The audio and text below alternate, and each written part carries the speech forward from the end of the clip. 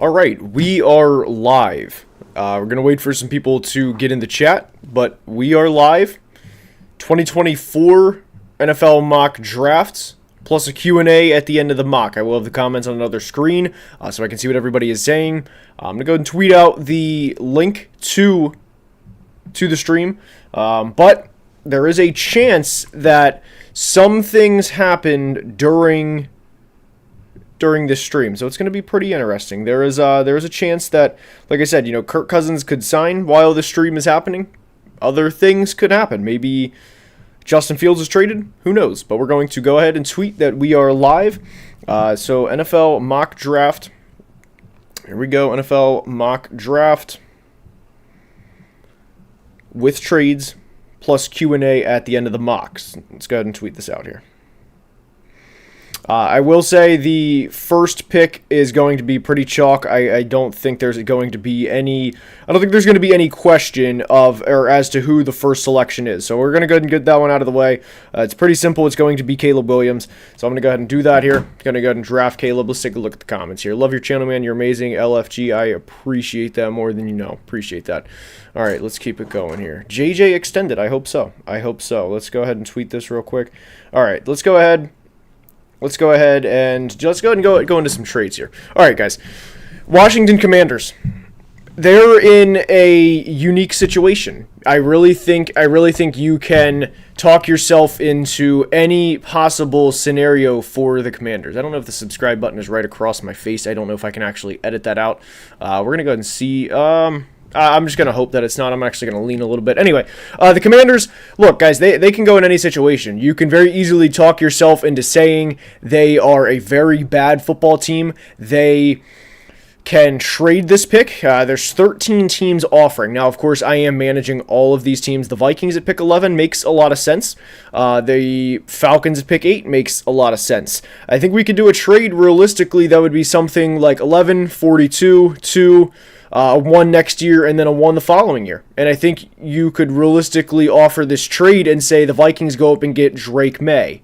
However, there has been a lot of rumors, and there's been a lot of smoke recently that Jaden Daniels could go above Drake Maye. And personally, I am under the belief that where there's smoke, there's fire. And I really think the Commanders will look at the rushing value that Jaden Daniels brings to the table and basically say that, yes, our offensive line stinks right now, but we have 2 other picks in the top 50 and we can address that offensive line. We also have free agency to address the offensive line to help out Jaden, and his legs will also help us not have to protect somebody like, and not to say Drake Maye is not a mobile quarterback, because Drake Maye, obviously, he can run the ball a lot and he's a very good, scrambler isn't the right word, but he's a very good quarterback that can use his legs. But I think Jaden Daniels' floor as a runner leads me to believe at this point in time that he will be the number 2 pick over Drake Maye. Let's take a look at some comments here. Chargers trade down to Fuanga. Let's see here. Washington would be dumb to not go ahead and get their franchise quarterback. Maye or Daniels will be great. Do I think Snead will leave Kansas City? I do, yes. New England on the clock. They traded Mac Jones today. This is a tough one, guys, because I personally think they don't trade Mac Jones without having his replacement there. But you can also say that, look, they haven't done anything recently or haven't had anybody to catch passes for them, and that you can very easily say, like, look, Marvin Harrison Jr. would be one of the best receivers that this franchise has had in a very long time, arguably since Randy Moss, though Wes Welker, Julian Edelman, and those guys were there too. I probably am forgetting somebody, but it would be between Drake Maye and Marvin Harrison Jr., and I think there is a decent chance that the Patriots go Marvin Harrison Jr. at this point in time and try and trade back up into the first and get somebody like Bo Nix or somebody like Michael Penix, especially with, like I said, the smoke recently that Drake Maye is hot and cold, that he's a very up and down player. So I do think Marvin Harrison Jr. would be the number 3 pick at this point in time. Kenny Cantrell says Skull with the super chat. Appreciate the super chat. Really, really appreciate it. All right, let's see here. I still don't understand why Mac was sent to Jacksonville. I mean, I knew he would be traded, but Jacksonville is a head scratcher. I don't think it's that big of a head scratcher personally. I just think the Jags are looking at how many quarterbacks got hurt this year? I know Trevor got hurt in that one Monday night game. It wasn't that big of a long-term injury. I want to say he missed one game against the Panthers, but 17 games is a long time for any player to stay healthy. So while Mac Jones obviously isn't at the same level that Trevor Lawrence is, it's just kind of like an insurance, like, hey, like Mac Jones can spot start. I don't think it's that bad of a trade for the Jags, so kind of like it for him, to be honest. All right, now we have the Cardinals on the clock. They don't get Marvin Harrison Jr., but you know who they do get? They get Malik Nabers. Malik Nabers is a very, very good prospect. Malik Nabers would be a wide receiver 1 in a lot of classes. The one thing that hurts Nabers, of course, is having Marvin Harrison Jr. in the same class. I really think Nabers is one of the best receiving prospects in the past 10 years. Of course, Marvin Harrison Jr., Jamar Chase. Outside of those two, I really think Nabers he'd be up there. He'd be up there in terms of the best. So it's unfortunate that he is in a generational class for him, because Nabers' draft prospect, or the story of his where he should be as a draft prospect, is kind of underutilized or underwhelming just because of Marvin Harrison Jr. Underwhelming's the wrong word, but under what it could be, if you get what I'm saying. All right, here we go, guys. First trade of the mock. The Los Angeles Chargers will be trading this pick, not to the Atlanta Falcons, but they will be trading it to the Minnesota Vikings. And I really think 11, 42, and a 2 next year would get this trade done. I think there would be a quarterback tax. I don't think to move back 6 spots that the Vikings would have to give up another 1. I don't think that would be the case. And with the 5th overall pick, the Minnesota Vikings will select quarterback from the University of North Carolina, Drake Maye. There's a couple teams that this will apply to. Scroll to all the comments here. But what I will say is Kevin O'Connell and Kwesi Adofo-Mensah are entering a unique timeline. There's a lot of teams and franchises that are entering a unique timeline where they're entering year 2, year 3, and they haven't had a chance to take their guy yet. I am under the belief that Kevin O'Connell, with all of the weapons the Vikings have, Justin Jefferson, Jordan Addison, TJ Hawkinson, for what we can assume to be 12 or 13 games in 2024 due to him tearing his ACL late in the 2023 season, along with 2 bookend tackles in Christian Darrisaw and Brian O'Neill, and with how good of a offensive mind KOC is, I got to be honest, as a Vikings fan, you guys can obviously see that I am a Vikings fan. I think we're going to be fine no matter who the quarterback is. And whether that's Drake Maye, whether that's J.J. McCarthy, whoever that guy is, I have full confidence in Kevin O'Connell in terms of what he will do in developing that quarterback. Now, the Giants are at pick 6, and this is a tough pick, no doubt, especially with Harrison and Nabers both gone. I still like Rome Odunze a lot for them, and ultimately I think that would be the pick. I don't think kicking Evan Neal inside to guard is that easy of a transition. Evan Neal is 6'7", he's 360, he's going to be giving up the leverage. He's going to be giving up the leverage battle every single time, so I don't think it's just as simple as plug and play Evan Neal, let's just kick him inside and do that. I don't like Evan Neal, that's strong. I don't think he's that good of a player, so I just don't think Evan Neal is going to be the long-term starter for them. You can very easily make the case and say, look, Joe Alt is right there, we're going to go ahead and take him. I'm going to see who's... Okay, so nobody wants to trade. I could, of course, force a trade. But what we will do here is we will go ahead and give Daniel Jones and presumably the guy after Daniel Jones, wide receiver Rome Odunze. Credit randomly generated in the comments. He said he likes Odunze here. I do too. And I think it's a really good pick for them. So I know this is going to be a boring pick for the Titans. I know a lot of people probably want the Titans to explore other options here. But guys, when a tackle like Joe Alt is available, don't overthink it. Joe Alt, to me, is the best tackle prospect since Penei Sewell back in 2021. And this is a no-brainer selection. I love Joe Alt as a prospect. He makes a lot of sense, and you have to give Will Levis or the guy after Will Levis a chance. You have to give him a chance. So I like Joe Alt to Tennessee a lot. I've mocked it to him pretty much every time. As long as Joe Alt is there for Tennessee, I'm not going to give them another player unless somebody inexplicably falls down. Even if it were Marvin Harrison Jr. or Joe Alt, honestly, for the Titans, I think I would lean Joe Alt. Now, that is not for every team, of course, but for the Titans specifically, I still think I would lean Joe Alt over Marvin Harrison Jr. for the Titans specifically. Falcons on the clock. They need pass rush help. We're going to go ahead. We're not going to entertain any trades. To be honest, I think Kirk Cousins will be a Falcon. Now, there is a chance that while this stream goes on, that this could happen. So we have the notifications turned on, of course, for Schefter, Rappaport. We have the notifications on. But I think the selection here is Dallas Turner. Dallas Turner is my edge one in this class. I like him a lot, and I really, really love the fit of him going to Atlanta, having a pass rush of him and Grady Jarrett, along with one of the Ellis brothers. I think that's a solid start for them. The Falcons have just not had a pass rush, a strong pass rush in several years, so I like Dallas Turner to them quite a bit here. All right, thought I heard the Giants were done with Daniel Jones. I mean, they might be. Free agency starts like the not tampering, whatever the period is where they can like agree to terms starts tonight, and then they'll officially like sign Wednesday. So that's the deals and everything will be leaked and everything tonight because that starts tonight. So I might have worded that wrong, but you get what I'm saying. Teams and players and agents, like, they talk tonight, if that makes sense. That's what you need to know regarding that. All right, 9. Here we go. Chicago Bears.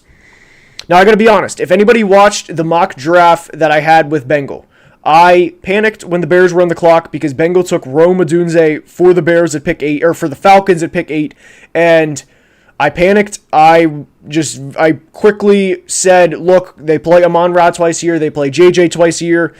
They play Jordan Love twice a year, who's going to be there for a while, it looks like. I'm going to give them a corner. And what frustrated me after I made that pick was I was like, damn, I just made a video on the Bears. I know they need another pass rusher, and I know they have Kyler Gordon. Of course, they have Jalen Johnson. They just locked up, and I was pissed at myself immediately after the selection, and the comments fried me, rightfully so. But what we are going to do with the Bears here, we invested a second-round pick, or this year's second-round pick in Montez Sweat. We're going to invest this year's first-round pick in Jared Verse, and we're going to try to do everything we can to get after the quarterback and give Matt Eberflus another guy so we can continue to get after the quarterback, or in this case now that the Vikings have Drake Maye and the Bears have Caleb Williams. But anyway, we're going to continue to get after the quarterbacks in our division. All right, here we go. Thanks for writing your other videos, says Bears. Absolutely. Like I said, I panicked. It happens when you're on the clock. But when we have mocks like this, we can really talk everything through. But with the Jets here, guys, this is to me another just simple pick. It's going to be an offensive lineman. I don't like how much Olu Fashanu has fallen down boards, and I still think Olu brings a lot of value as a pass protector. And I think you can very much make a case that Talisi Fuanga is a better overall prospect than Olu, but for the Jets, I think Olu is a better pass protector than Troy Fatanu and Fuanga, and Olu would be my pick for the Jets at this point in time. Here we go. All right.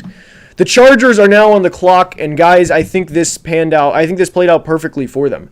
They get, as we saw with the trade with Minnesota, they got a second this year, they got a second next year, so they have a lot of extra picks. They can afford to make this selection, and I think the pick here for them, I think it would be Brock Bowers. I'm eager to hear what the comments say. I think you can make an argument for either Cooper DeJean or Quinyon Mitchell, but I think the selection would be Brock Bowers. Now, with the Broncos on the clock.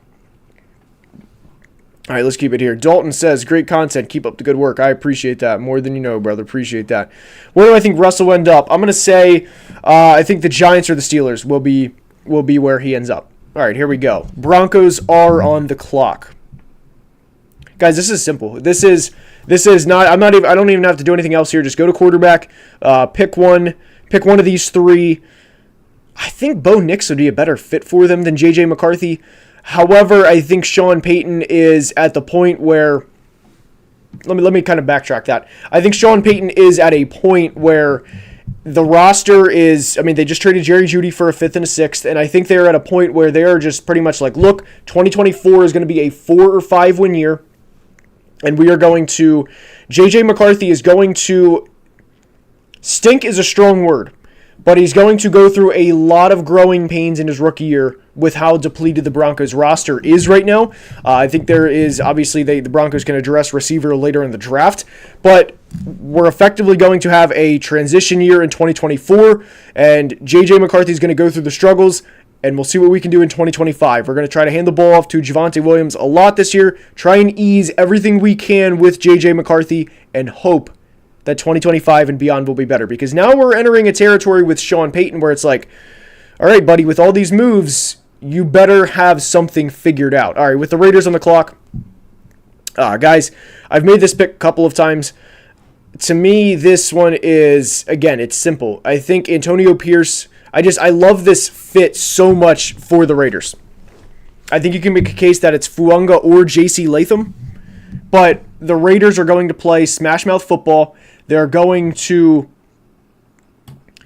want to, punch you in the mouth. They're going to zig, or they're going to zag while everyone else zigs. They're going to be, I think their game plan heading in for the next couple of years is to kind of be like what the Titans were, and that obviously got them to an AFC Championship game. Not to say everything else is going to be what the Raiders are going to do, of course, but I think that's going to be what they're going to try to do. That punch you in the mouth, ground and pound, play good defense, run the football type mentality. Now, they will need to get a better quarterback than Ryan Tannehill.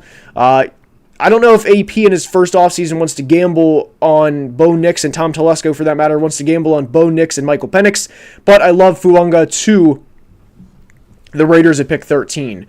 Now, with the Saints on the clock, there's a lot of directions we could go here. Trevor Penning, to me, is a draft, I'm going to say bust. I don't like using that word. I think it's a very strong word, but I do think Trevor Penning is a draft bust. So with that being said, I think the selection here would be either Troy Fatano or J.C. Latham. Whichever they would have higher, I personally think they would go Fatano, but I think the Saints have to address the offensive line this offseason. Here we go. Ian Rappaport just tweeted, okay, nothing crazy. He said, wherever Kirk lands will have wide-ranging ramifications. I think we all know that. But we do have Rappaport and Schefter's notifications on in case anything happens. All right, next up, Indianapolis Colts. All right, let's see. I got tagged. The Broncos will be the new Panthers this year, maybe a tad bit better because they have such an elite coach. I don't know if I would consider Sean Payton such an elite coach at this point, but I understand what you're saying. Colts are on the clock. Guys, Cooper DeJean is falling right into their laps. I like Cooper DeJean for them a lot. I think that would have to be the pick. They would not trade with the Texans. I mean, of course, I can force any trade here because I am the GM for all the teams. But I think Cooper DeJean would be the pick here. It's too good of a prospect for them to pass up on. I like Brock Bowers to the Colts a lot. Generated says Mitchell or Arnold are perfect DB picks for Indy. Arnold would also have been a good selection for them. I like that a lot. I like both fits for them.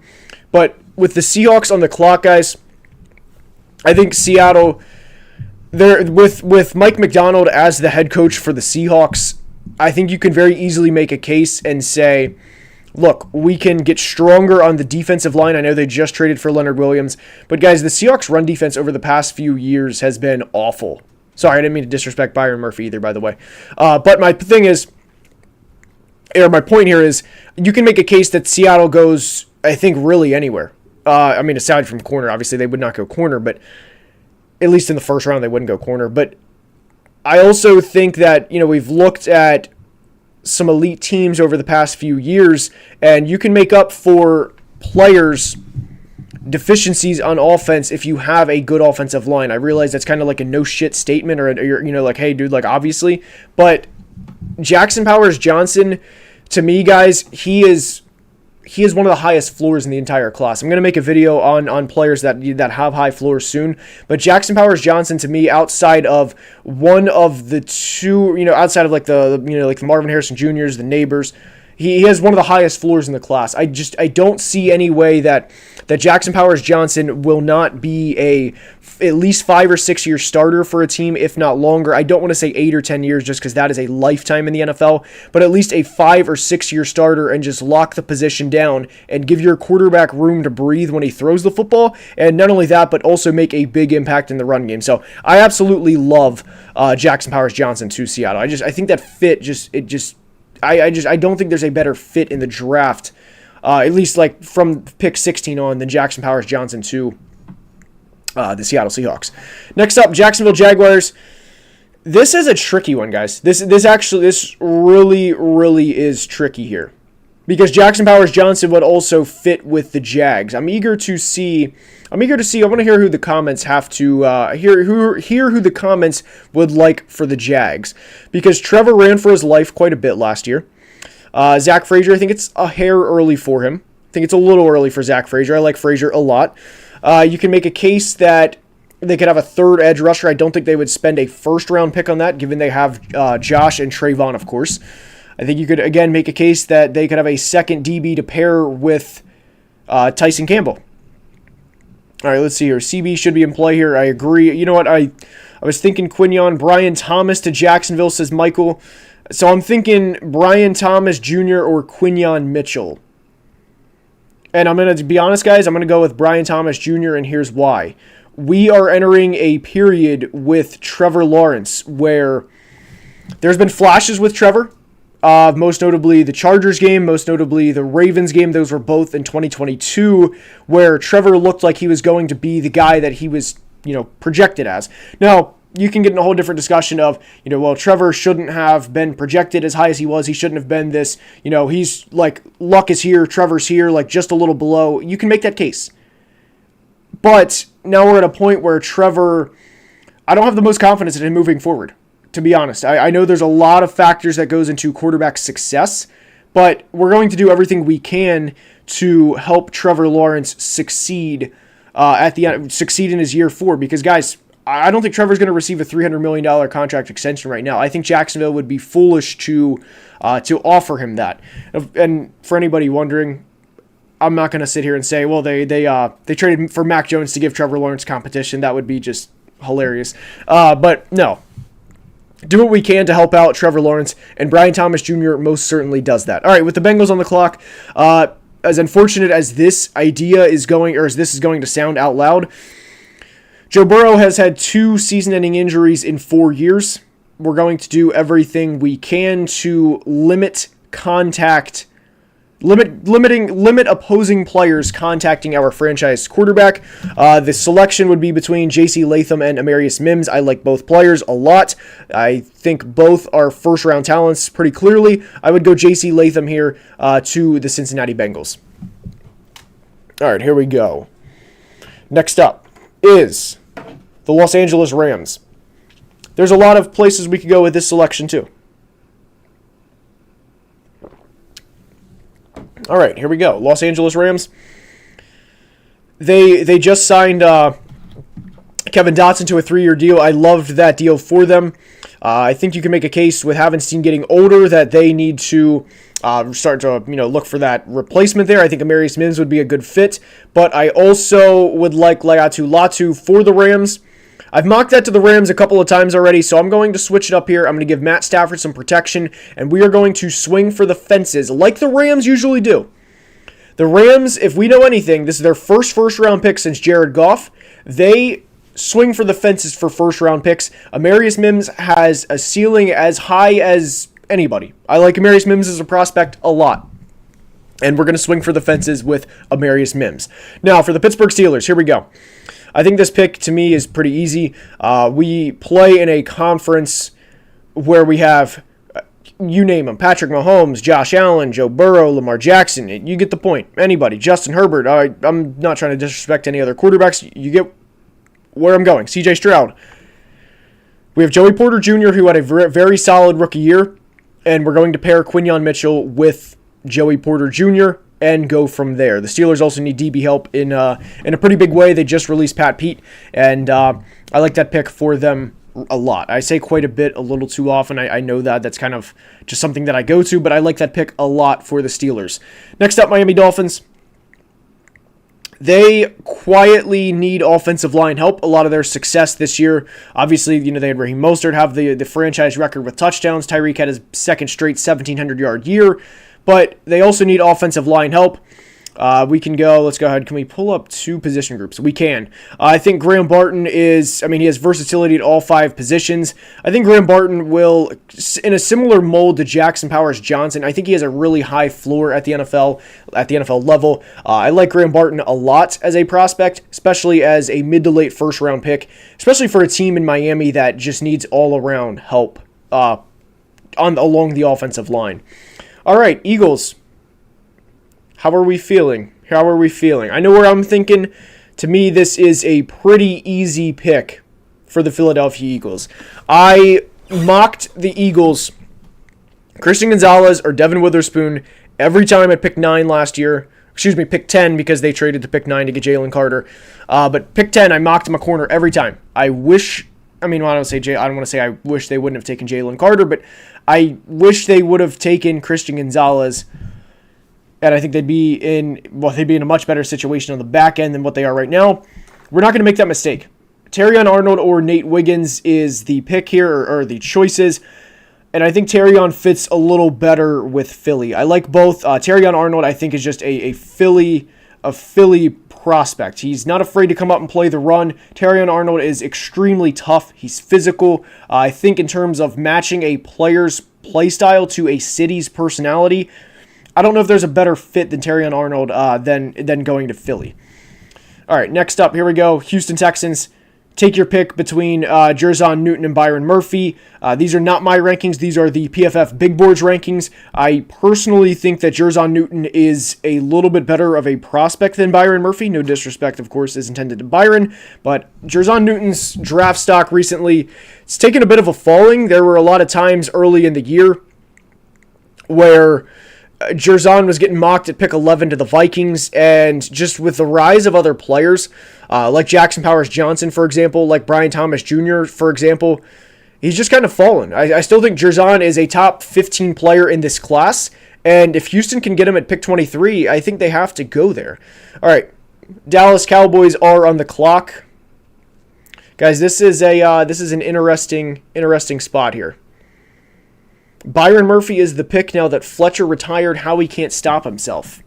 They might get a defensive line in the second round. This class is pretty strong, but I think corner is much more of a pressing need. All right, Newton is a Cardinal. Okay, we're gonna keep going here. Dallas Cowboys. I hope they were watching what was going on in Austin, Texas this year. I really do. Adonai Mitchell, you are a Dallas Cowboy. Guys, Adonai Mitchell, I've went back and forth now. In terms of my rankings, my rankings are a little different, but I really think Adonai Mitchell is my favorite receiving prospect in this class. I love everything about his game.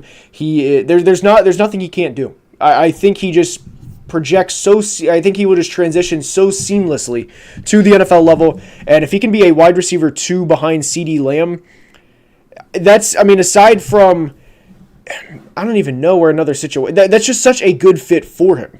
Maybe going to Cincinnati, but that's not really realistic. But just where he could be a number 2 guy, it's such a seamless transition for Adonai Mitchell to go to Dallas. Plus, you got to think of the moving costs. Dallas, they get to save a little bit on the moving costs, and I'm completely kidding on that part, of course. But with the Packers on the clock, guys, they need DB help. They also need linebacker help. But we're gonna give them Nate Wiggins.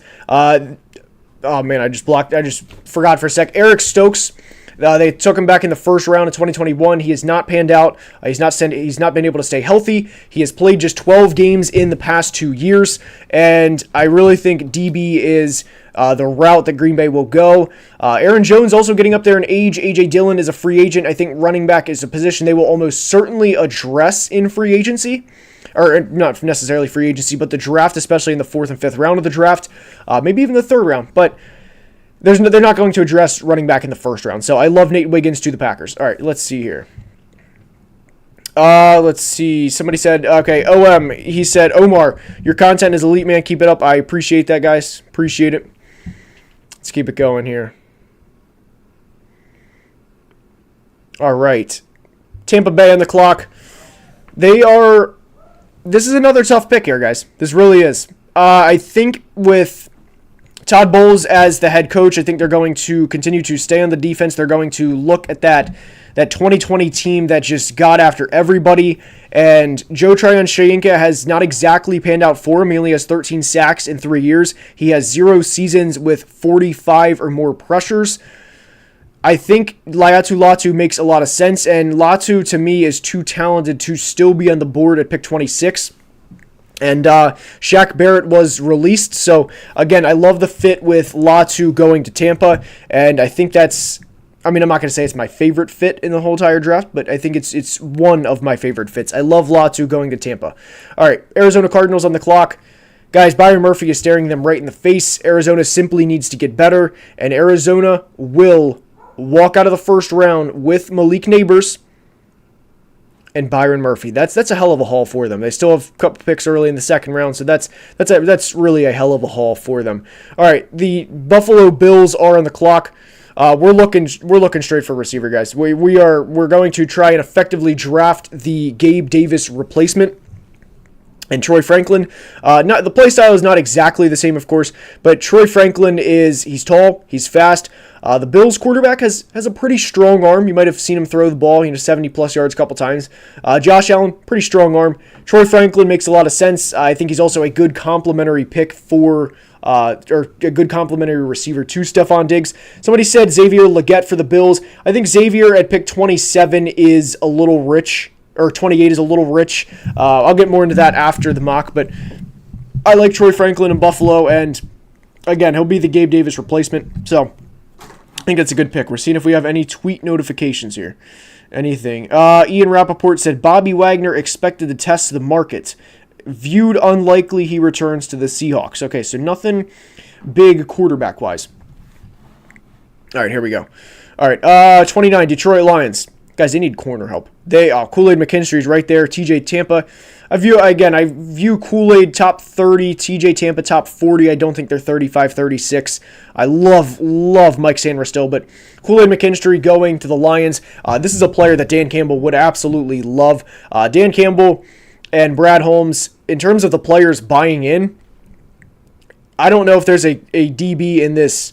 Maybe Quinion, but again, I don't think the Lions are going to be able to get Quinion. There's also a chance the Lions pick up L'Jarius Sneed, by the way. I don't think L'Jarius Sneed will return to Kansas City, so I do want to say if in the scenario the Lions do not or do pick L'Jarius Sneed and you're watching this a couple of days later, I think they would try and go best player available. Or pertaining to their needs, of course. I think that would be somebody like Zach Frazier, because they're going to need some help along the interior offensive line. I think Zach Frazier would, again, be another good team fit for the Lions. Here we go. Ravens on the clock. They need tackle help. I got to be honest, I'm not the biggest fan of Tyler Guyton to the Ravens, and I would prefer Jordan Morgan to the Ravens. They could go another receiver, and I think the selection at this point would come down to either Ladd McConkey or, like we said, Jordan Morgan from Arizona. And I think with the Ravens, I think they could very easily just say, like, look, we have a lot of pieces in place. We just put up 10 points in an AFC Championship game. We're going to do what we can to help out Lamar. So I like Ladd McConkey to the Ravens a lot. All right, Lions could use Kool-Aid. Ladd is wildly overrated. Same with Worthy and A.D. Mitchell. I'm going to need you to back that one up because I love A.D. I think A.D. is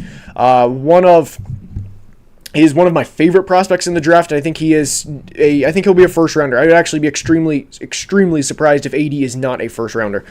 All right, let's keep it going here. Troy Frazier, by the way, I figured this comment would come up. Selecting Troy Frazier when they already have second-team All-Pro Frank Ragnow, I think it would just be they're going to shift Troy Frazier to guard. I know Zach Frazier is what I meant to say. I read Troy Frazier in the comment, meant to say Zach Frazier. I think Zach Frazier, obviously with the amount of snaps he's played over the past few years at West Virginia, I think he would just kick to either side. So I think, again, that would just be a good fit for the Lions. With the 49ers on the clock, they need offensive line help. They need right tackle help. Tyler Guyton's played right tackle for the past few years at Oklahoma.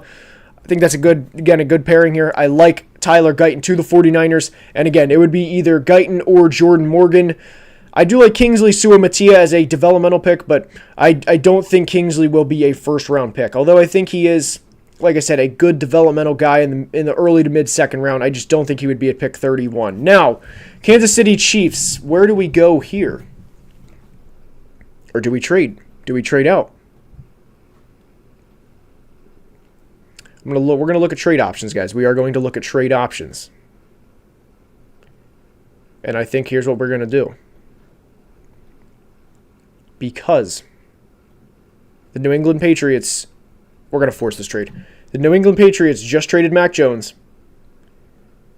We're going to go ahead and get a fifth-year option, and we're going to draft Bo Nix with the final pick in the first round.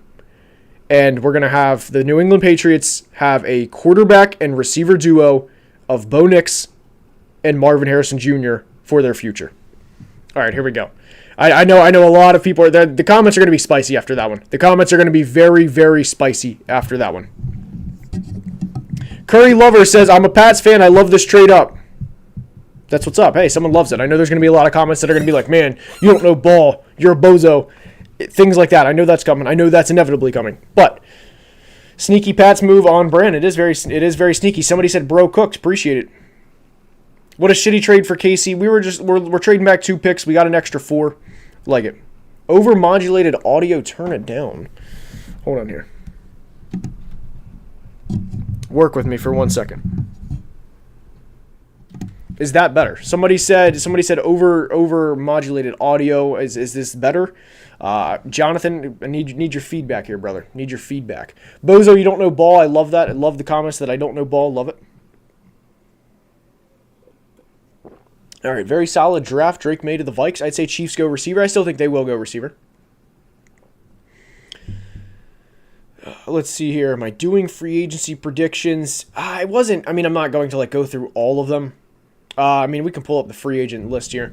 The audio was fine. I don't know what he was talking about. Okay, hit the gritty. I'm kind of in a condensed space here. I got my office. This is my office here. So, maybe in another live. Chiefs straight up for AD Mitchell. I like that as well. Now we're in the Q&A part, guys. We are in the Q&A part of the live. I will go to, where is it? NFL free agent rankings. We will go ahead. We're gonna make this medium here. All right. We're going to go ahead and go through some of these predictions. All right, let's see here. Hit a dab? Maybe.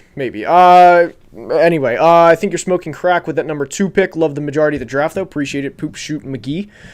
Easy for people to come into the chat and say you know nothing. Oh, dude, that's the story, man. My favorite feedback for mock drafts is just saying trash, and that was it. That's it. No, there's 32 selections, trash.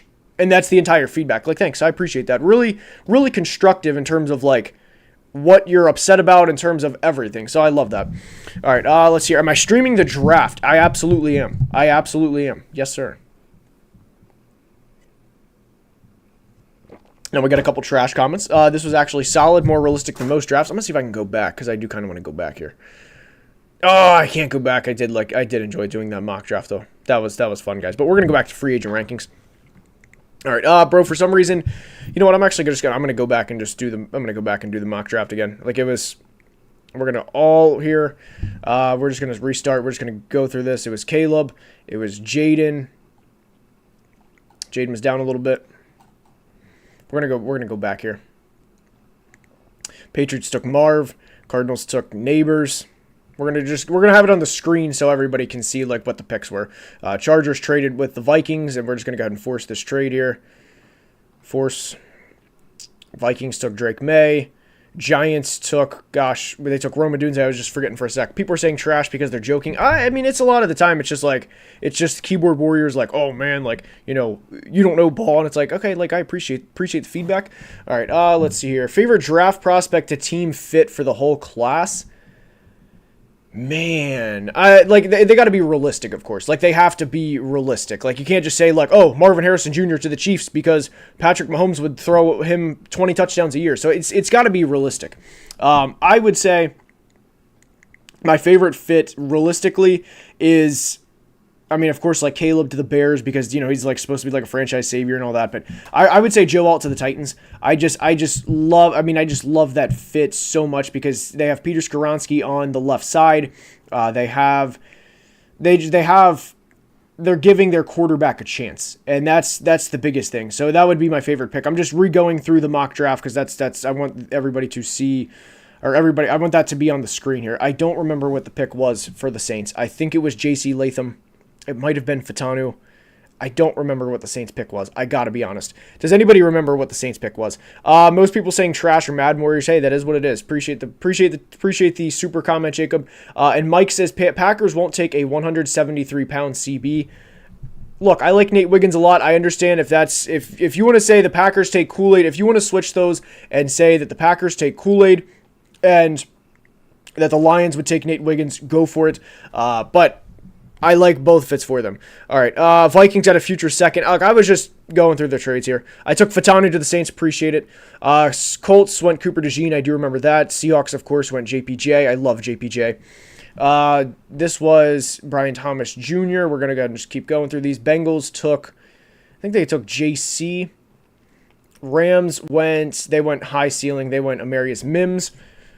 Let's see. Titans love. I think they're taking whoever falls. Neighbors, Alder, Odunze. I love that. All of them. Let's see here. Where would you rank Keon Coleman for wide receivers? I actually did a wide receiver ranking video not too long ago, so I will go ahead and read those. I love the Graham Barton fit to the Dolphins as well. We need to give... Where's Terrion Arnold? That was the pick for the Eagles. Texans, of course, get Byron no, they got Johnny is who we gave them. Cowboys got Adonai Mitchell. We're just going to go through this so this can be on the screen at the end. Packers took Nate Wiggins. Bucks took Latu. Cardinals took Murphy. Newman did not go in the first round. Again, we're skimming through this because this is what the mock was. Lions took Kool-Aid. I love Kool-Aid to Detroit. I almost accidentally clicked TJ Tampa. Ravens took Ladd. 49ers took Guyton. And then the Chiefs traded with the Patriots. Again, we're just forcing a trade here. We're just forcing this. We're going to get that fifth-year option for Bo Nix. And there is the mock. All right, there we go. There we go. All right. Do I think there's a chance that Penix goes in the first round? Absolutely. Yes. I absolutely think he could go in the first round. Any quarterback, yes. I know he didn't go in this mock, but I definitely think there is. Patch trade up is elite. I think my Texans are drafting a wide receiver, but DT would be understandable. All right, let me see. All right, you guys can see most of that, I think. Yes, we can.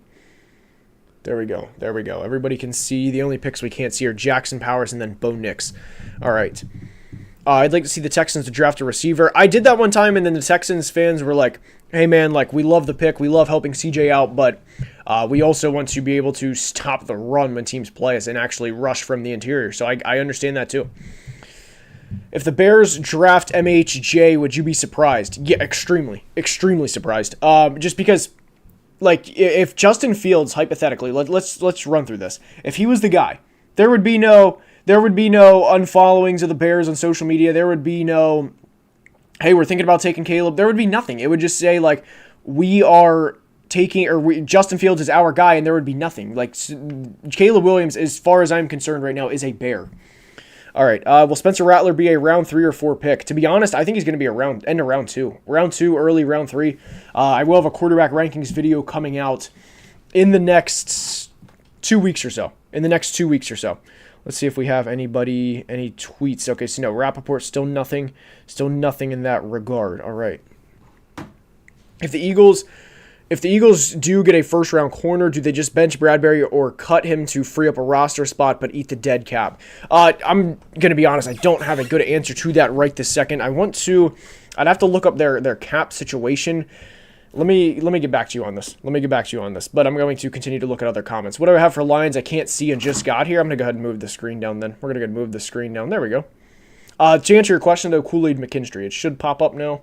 It's kind of delayed on my screen for a second. There we go. Now you can see the rest of this. Let me look up Bradbury's contract specifically because Bradbury might even be a post-June 1st cut. When does day 1 of free agency start? So to answer the question, By the way, with Bradbury, oh boy, he's probably going to stay on the roster. Again, I don't know the post-June 1st situation. I have to go to over the cap. But let me go ahead and try to do that too while we're here. Day one of free agency, the way that this works is like teams can negotiate tonight, so we will know tomorrow who's going where. But basically, so it's like right now, let me look at a comment here, or a commenter. Andrew says Bradbury has a brutal cap it, so if I wanted Andrew to like go to the Saints or for whatever, I'd say like, hey Andrew, here's a 2-year $14 million deal. He would say, cool, let's sign it, let's just get it done. So that he would effectively be going to the Saints or whoever. Kirk Cousins, 3-year, $120 million for the Falcons. Kirk, do you want this deal? Yes. Okay, we'll sign it Wednesday. That's effectively how that works. And then the tampering / negotiation starts tonight. Let's go here. Who's a guy that's not on anyone's day one board that you could see jumping up? That is a good question. Man, let me think about this one for a sec. There's a lot of guys I love. Ladd McConkey right now is kind of at the end of round 1. I want to pull up like a whole big board here. So give me 1 sec because I love a lot of guys in this class, like in the round 2 area. This guy will not be round 1, but I really love Jeremiah Trotter Jr. I think he's just going to be a steady Eddie at the NFL level for a long time, and I like his game a lot. I like a lot of guys in this draft that their old man played, and you could just see that their old man just worked with them every step of the way, and that they have like the right instincts. They do a lot of things the right way. Jeremiah Trotter Jr. is a perfect example, and another guy that's a good example of this is Chris Jenkins, the defensive lineman from Michigan. So I like each of those guys a lot.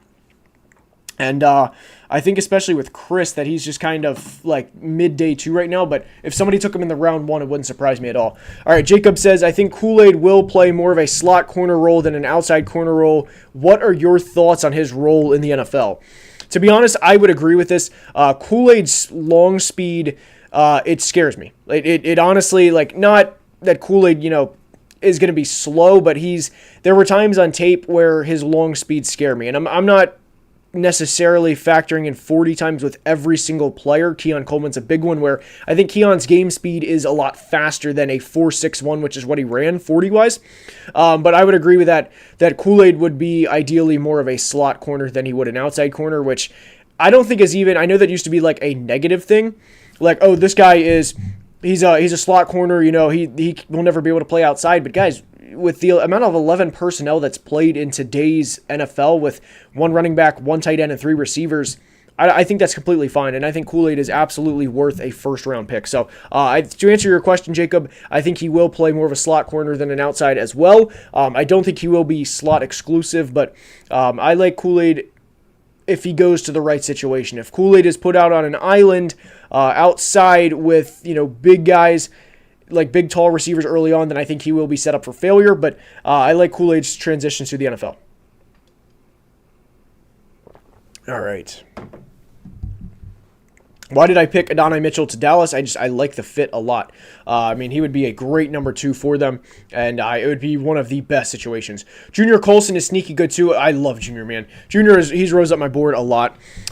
Somebody said GC said FYI post June 1st for Bradbury is 10.4. He's staying. Yeah, that is a tough go for the Eagles. What teams do you think are most likely to move into the top 3 to grab a quarterback? I'm guessing Atlanta makes the jump up is what Peyton said. I would say Minnesota's up there, and I just think Denver and Vegas is too far for a jump. They'd have to trade 3 1s, probably a 2 as well. Minnesota would be, I don't know if Minnesota go to top 3.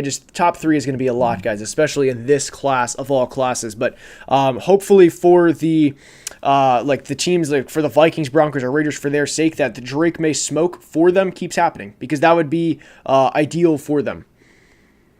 All right, where do I think Danielle Hunter is going? I think he's staying. I think he is staying. I think he is staying for.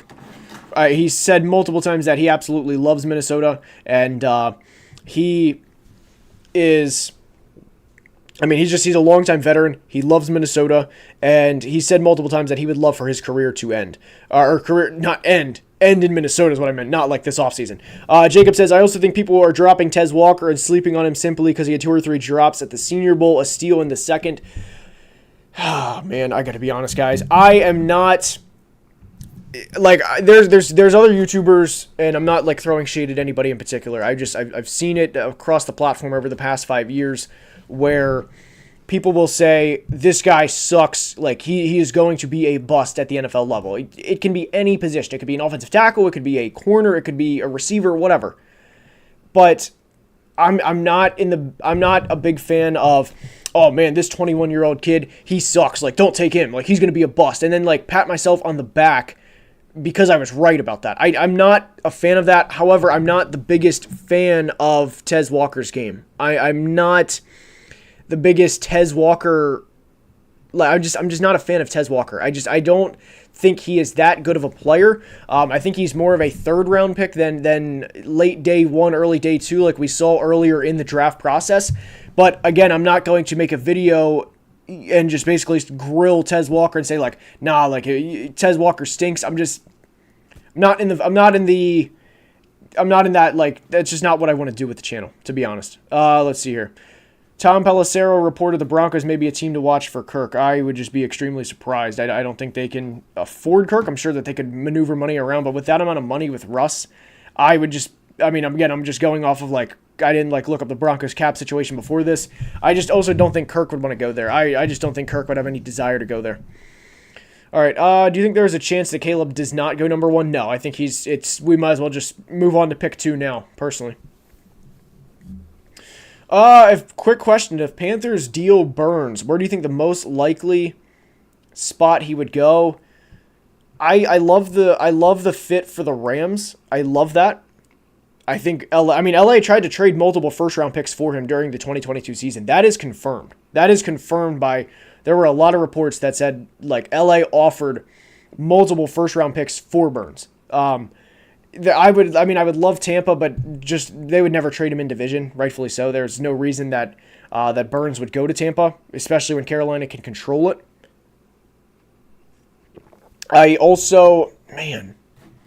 I would like to say the Raiders, but they just spent a first-round pick on Tyree Wilson. The Rams are really sticking out to me. I can't imagine the Texans just because they already have Grenard and everything, and Will Anderson, of course. Grenard is a free agent, but I can't imagine that they wouldn't pay Grenard or try at least to come to terms with him just to trade for Brian Burns. All right, let's see here. Marquise Brown or Calvin Ridley will be a Titan, probably a few million overpaid. Does not stop them from taking another receiver in the draft, but also gives depth if their receiver doesn't fall. I like that take a lot, T-Von. I actually like that take a lot. But I just think the Titans will... I think they pretty much have to go tackle in the first round. Whether that's Joe Alt, whether that's Talisi, whoever. They have to go tackle in the first round. Who's my favorite team? This is the Vikings, baby. Let's see here. Somebody said, who is my favorite corner in the draft? Favorite does not necessarily mean best, but it is Quinyon Mitchell. I love everything about his game. I just don't see how he isn't I don't see a scenario where he's not a successful corner for quite a long time. As in like 5 or 6 years.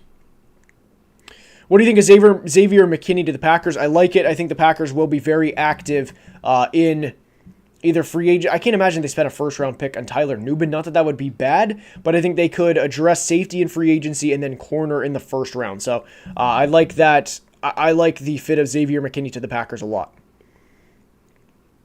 If Lions get Snead, do you think there's a chance they trade out of first round? It would have to be like a good offer for them. Like it would have to be like we had in this mock, like Bo Nix falling type thing. It would have to be something like that. Because I don't think the Lions would be content with just, I don't want to say one corner, but I think that like if Kool-Aid McKinstry were there, I still think that they would try and get another corner. Do I see the Browns or Eagles being Super Bowl contenders next year? Browns, no. Although I don't want to say they're going to be a bad team because I think they will still make the playoffs. And I think Eagles could, it's just... I want to wait till the free agency and draft's over for the Eagles. I think there's too much of a gap between like the Browns and then the Chiefs. I don't see a scenario. I mean, this isn't an anti-Browns thing as much as it is a anti like AFC thing where it's just like, guys, like we are in the middle of an era where it is like a Tom Brady type like control over the conference. I know people don't want to hear that, and I know people get sick of the Mahomes and everything, and I get it. I understand that. But do you realistically see Cleveland, and this applies to anybody for the matter, this isn't just a Cleveland thing, do you see anybody going into Kansas City and beating Patrick Mahomes in the AFC Championship game, do you? I don't. So for any AFC team, whether it's Buffalo, Baltimore, Cincinnati, it's so tough for any team right now to win in the AFC. All right, we have been live for 54 minutes. I'm just seeing where we are. All right. Burns to the Niners. I don't think San Francisco would, personally. Could be wrong on that. I just would be kind of surprised. All right. I hope the Pats do not get Cousins. No, I can't imagine Kirk goes there. Guys, I can't imagine that Kirk looks at the AFC knowing he has one career playoff win. No shade, just a matter of fact, and says, I want to go in the AFC and play in the same division as Josh Allen. That would be more surprising than Caleb Williams not going number 1 overall. I put the probability of Kirk going to the Patriots at less than 1%. I don't think money is going to be the problem there. I just think Kirk wants to win, and I think he would take much less money to play in Atlanta or just go back to Minnesota than he would go to New England. What tackle options do I think will be available for the Niners at 31, and which would you choose if you had to choose a tackle there? So, you can't see the mock. Sorry about that. That's Joey. This is to Joey here. I think Tyler Guyton will be there. I think Jordan Morgan will be there. Honestly, I think Patrick Paul, somebody asked a question earlier about a player that is underrated. I think Patrick Paul, the tackle from Houston, is a little underrated. I don't think he's a first-round pick. I think he's a top 40 to 45 player, but I like Patrick Paul a lot. Again, 31 would be a little rich for Patrick Paul, but I hope that answered your question about the Niners there. All right, Kirk can't block and catch the ball as well. Good point. Kirk Cousins, you are an Atlanta Falcon, says Andrew. I like that as well. Calvin Ridley landing spots. This is from a guy with a Tennessee Volunteers profile picture, and I know this is kind of like chalk to say, but like the Titans and the Patriots make a lot of sense to me just because I was going to say Commanders, but no, the Titans and Patriots make a lot of sense just because they need so much help at the receiver position that it will remind me a lot of the Christian Kirk contract where people overreacted the hell out of the Christian Kirk contract. Like, oh my gosh, like Christian Kirk is overpaid. And it's like, it's really not that big of a deal. Like the Titans, even if they were to pay Calvin Ridley $20 million a year, they're not going to not be able to pay players because they signed Calvin Ridley. So that like when the Jags signed Christian Kirk, I was never like, man, like they're screwed because of this contract. They're going to be fine. Same thing applies to New England. Like, they're not going to have players that they can't afford simply because of that contract. So, will Calvin Ridley and Marquise Brown get overpaid? Yes, a little bit. But you have to do what you can to help out your quarterback. If you're not going to draft Marvin Harrison Jr., or if you're not going to draft Rome Odunze in the first round, or Malik Neighbors, no disrespect there. But you get what I'm saying. Curry Lover has been commenting a lot. He said, hit the thug shake. I got to be honest, I don't know what that is. Let's see here. With this mock, are you assuming they sign a quarterback in free agency? Joey, I gotta be honest, I don't know who that was. Oh, that would be for the Patriots. We actually had them trade up to get Bo Nix in the back end of the first round. The Patriots roster just right now is just not. It is just not good offensively. Like there is just not a lot they have going. Let's see. All jokes aside, your go keep grinding. Don't listen to the haters. I appreciate that, guys. I do appreciate that. There's a lot of hours put into this. I'm not going to get into the whole, like, I work hard. I'm not going to get into that. Anyway, but I do appreciate it. Let's see here. Where will Penix go in round 2? And then in parentheses, he has Raiders. Honestly, I could see the Giants if they take Rome at 6. Unintentionally, I didn't say that initially with the thought of just keeping Rome and Penix together. But this would be... Penix would be a good fit. Let's see who else here. Penix would be a great fit. Or the Giants would be a great fit. The Raiders would be a great fit, like he said. That would be another good one. All right, let's see here. Barkley to Chicago. I could see that. What do I think of Milton as a project? I got to be honest, man. Like, I'm just out on Joe Milton. As a prospect, I'm just out on Joe Milton. I am. If you want to have Joe Milton as a project in Madden and just like slowly like work him up and have like, we're getting a lot of rushing yards with him and then improve his accuracy, like go for it. I think he'd be a very fun Madden project, but I don't think the accuracy is there. I don't think the quick decision making is there. I don't think. Again, this goes back to like shitting on prospects. I'm not going to make a video about Joe Milton and just say like, man, Joe Milton just stinks when he's kind of already a lower projected player as it is. But I don't see Joe Milton as a project. JPJ and Penix would be a great combo. Seattle is another good one, by the way. Good call, Andrew. Good call out. All right, here. What order do you think Emeka Ibuka would be in terms of receivers if he declared for the draft? For me, he was around wide receiver 7 or 8. I liked him a lot. All right, let's see here. Where do you think Fields is going to end up? Buddy, I don't know. I don't know because there's no market. Like there is honestly like no market. Like if we go through this, right? Quarterback done. They took Bo Nix. Quarterback. They could take Penix in the second round. I also wouldn't like this fit of Daniel Jones and Justin Fields on the same roster as 2 former first-round picks. No. Kirk Cousins. No. I'm not going to go through all 32 teams, but like you get the point. I don't know. I don't know where Justin Fields is going to go, man. It's going to be this is going to be like I released a video a couple days ago, and it was like the 2024 offseason is going to be one like we've never seen, and I truly, truly believe that. Let's see here. Fields to the Patriots. He will help them secure the number 1 pick next year. Oh, man. Andrew, good question here. Any running backs in round 2? I think there's a chance Jonathan Brooks goes in round 2. He's a running back from Texas. I do like Jonathan Brooks a lot. There's actually a lot of running backs that I like in the 3rd to 4th round, mainly 4th round. Audric Estime from Notre Dame. Love his game. Braylon Allen is also a 20-year-old running back prospect from Wisconsin. I like his game quite a bit too.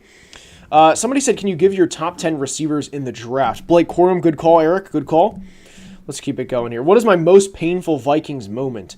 Oh, man. You know what?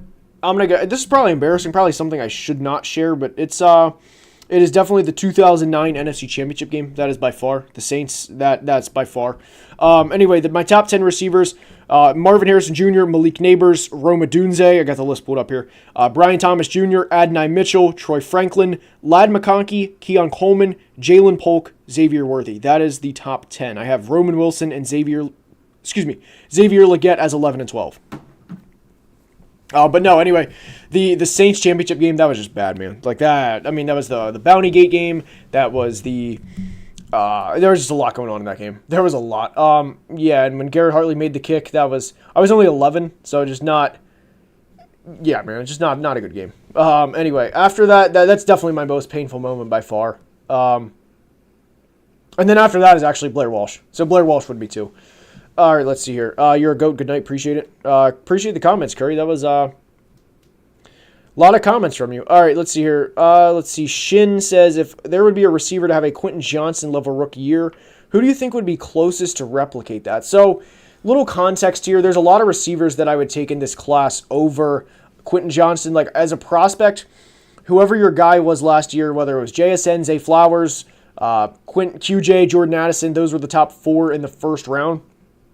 I think that my top 6 I would take over all of those guys. I would take Adonai Mitchell and Troy Franklin. I'll say top 5. I would take Adonai Mitchell over all of the guys selected in the first round. So, having said that, I don't know who would have a QJ type year. I don't think it would be a first round pick because if you look at it like this, Marvin's going to be fine, Neighbors is going to be fine, Rome's going to be fine. I don't really think anybody is going to have that type of year. The only one that I could actually see that would have that type of year would be if like a player like Keon Coleman, and this isn't an anti-Keon Coleman thing, if he were drafted in a bad situation and they were like, look, we just spent a top 50 pick in you, figure it out, buddy, kind of like the Giants did with Wan'Dale Robinson, and Wan'Dale Robinson was drafted over George Pickens, and it was just basically like, all right, like, look, you're a top 45 pick, figure this shit out. It would have to be something like that. By the way, I never liked the Wan'Dale Robinson selection. I was just like, why are we drafting him over George Pickens? Same thing also applies to Tyquan Thornton over George Pickens. Anyway, it would have to be something like that. Xavier Worthy or Xavier Legette, just want to know. I have Worthy above Legette, but what I will say regarding Legette is, what I'm going to say about Legette is I like him a lot as a prospect. but he needs to go to a good situation. If you are, and I know Xavier ran a 4.39, and it's so easy to say, oh, well, Xavier Legette is fast as hell, and he is when he gets to his top speed, but I really don't think Xavier played, at least get off speed. Like, I'm talking get right off the line. I don't think he played at a 4.39. There were a couple times on tape when I was watching him, and I was a little underwhelmed with the acceleration. And I know he had one of the fastest 10-yard splits out of any receiver, but play speed is different than 40 time. It's different than running on a track. So Legette, to me, has a bigger, I guess, bust potential. But again, I don't think he's going to be a first-round pick. I think he's a raw receiver, but I think Legette can go. I think he can be a very successful NFL receiver if he's, again, put in the right situation. He's going to need a lot of drag routes, a lot of slant routes, a lot of go balls. Like, Xavier needs to be in a situation that is friendly for him. Would I trade a couple chickens for Justin Fields? I don't know how I'm supposed to answer that question. I'm going to be honest. Let's see here. I mean, come on. A couple of chickens? What does that even mean? Like actual like chickens? Anyway, what is my way too early defensive rookie of the year and offensive rookie of the year predictions? I'm going to say offensive rookie of the year. It's going to be Caleb just because he's going to DJ Moore. He's going to like a decent situation. But if Drake Maye is the quarterback of the Vikings like we have in this mock, then I would go Drake Maye just because of JJ, Addison, eventually getting TJ back. I would go Drake Maye. What you have to know about the Rookie of the Year is it is a quarterback award. More often than not, I know Garrett Wilson won in 2022, but more often than not, it's a quarterback award. And I know Jamar Chase won in 2021, but it's more often than not going to quarterbacks. All right. Let's see here. Oh, by the way, guys, that QR code, I think it's this way on the screen. I think it's this way. If you guys want to draft any of these guys in Underdog Fantasy, I pointed the wrong way, of course I did. If you want to draft any of these guys in Underdog Fantasy, scan that QR code. It helps the channel. It makes lives like this possible. It makes videos like the ones you guys see all the time possible. Would also be very much appreciated. So that is Underdog Fantasy. You also get a free $100 deposit match. So you get a free 100 cold ones. Can't recommend Underdog Fantasy enough. You can draft Caleb Williams now for a 2024 season. You can draft Marvin Harrison Jr. now for a 2024 season. You can draft any rookie. You want to draft Xavier Legette? You think he's going to be a steal? Go for it. You want to draft Brian Thomas Jr.? Go for it. So Underdog Fantasy, go for it. Please scan that QR code. Helps the channel a lot. And it'll also be very much appreciated. All right. Lowest floor potential in this specific first round. Lowest floor, I would probably, this is going to be kind of like chalk because he was the 31st pick. I'd probably say Tyler Guyton or Bo Nix, just because Bo Nix would be arguably going to a bad situation. I know we would have Marvin Harrison Jr., but you can make a case with the offensive line that's still not the best in New England. They have Michael Onwenu as a free agent. They have a lot of free agents. So I think Bo Nix would be the lowest here. Out of all these guys that would not be like one of the lowest picks, I would probably say, I think Nate Wiggins just because of a corner. I think Kool-Aid would be fine, specifically in the role with the Lions, but Nate Wiggins would be, again, it'd be a corner going up against Amon-Ra, DJ Moore, and Justin Jefferson 6 times a year. So I think it'd be a corner. All right, let's see here. All right, let's see here. Oh, wow. All right, nothing. That was just nothing related to football. Can I draft Joe Mixon in Underdog Fantasy? I think so, yes. I'm not drafting Joe Mixon in Underdog Fantasy personally, but I think you can draft him. Last question for the night. Who's my potential Pacheco late round? This isn't like true late round, but I like Audric Estime from Notre Dame. He's like 3rd or 4th round. I also like the kid from New Hampshire, Dylan Loeb. I like that kid a lot. He had a 300-yard receiving game. So I like Loeb a lot, and I think I'm pronouncing it right. I'm hoping I am. He would be a player that I think he has a lot of potential. He's from New Hampshire. All right, who do you see being able to stop the Chiefs for the three-peat next year? Man, Ray Davis is a good one, by the way. I like that. I like him from Kentucky a lot, too. The Chiefs, it's just going to have to be like things that are like, it's just going to have to align. And I thought the Ravens could this year. Everything aligned for the Ravens, and then they just triple coverage, Zay Flowers fumble, Zay Flowers taunting. The whole game wasn't on Zay Flowers because they only put up 10 points. Let's go ahead and establish that as well. But everything's going to have to align like that, and I don't know how it's going to play out. So I don't know, man. All right, let's see here. All right, do you see the Titans taking a receiver in round 1? I would be surprised. It would have to be like Alt is gone and Fashanu's going too. I would be surprised if the Titans take round 1. Here's a good question. What is my go-to fast food spot? I have two fast food spots. Chipotle, some people consider that not fast food. I consider it fast food. And Chick-fil-A. Those two, just love them.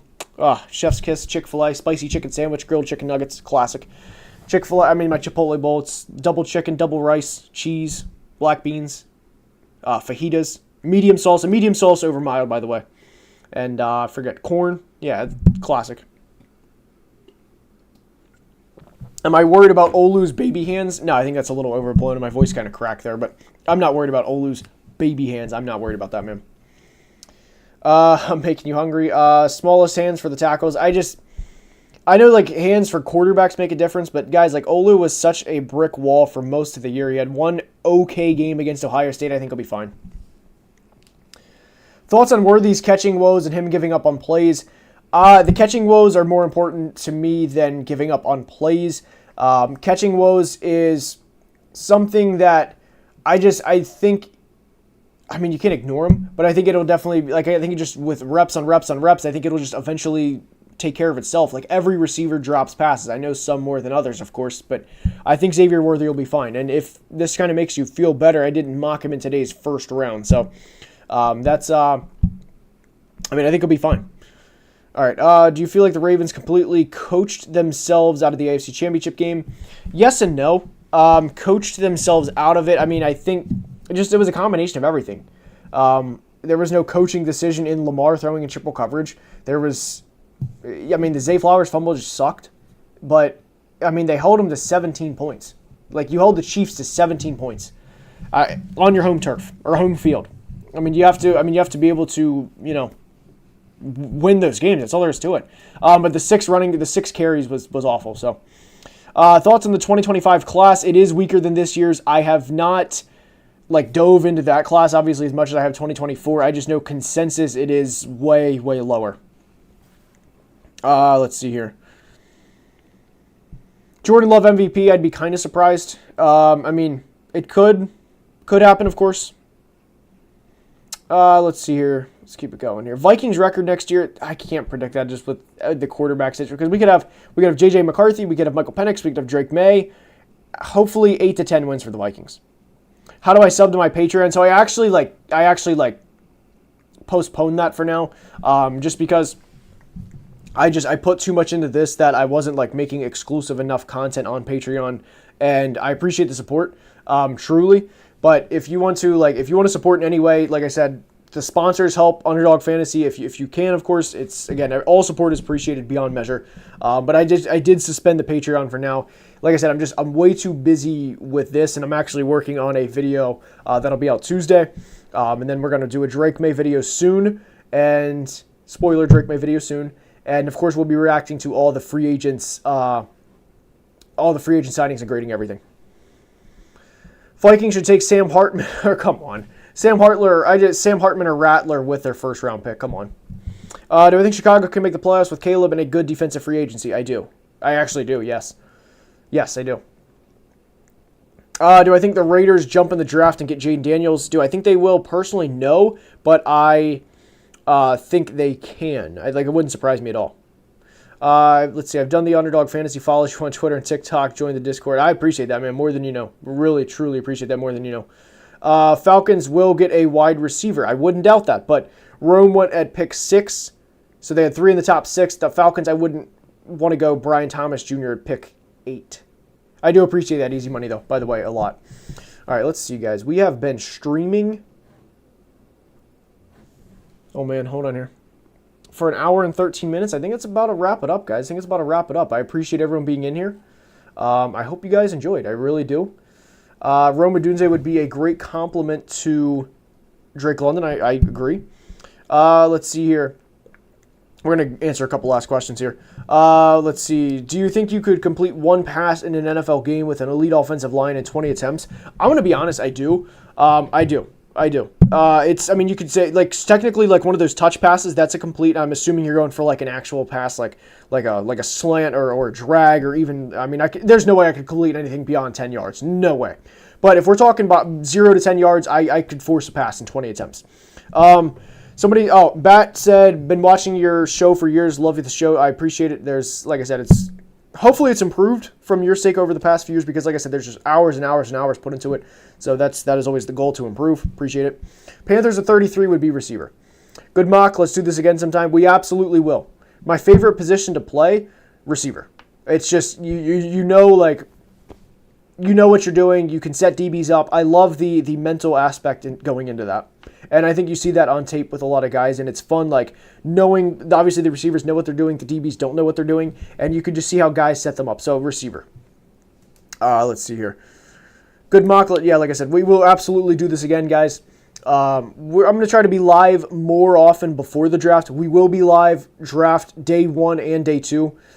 So, like I said, video out Tuesday. I will see you guys then. And till next time, be safe. Have a great day. Love you guys.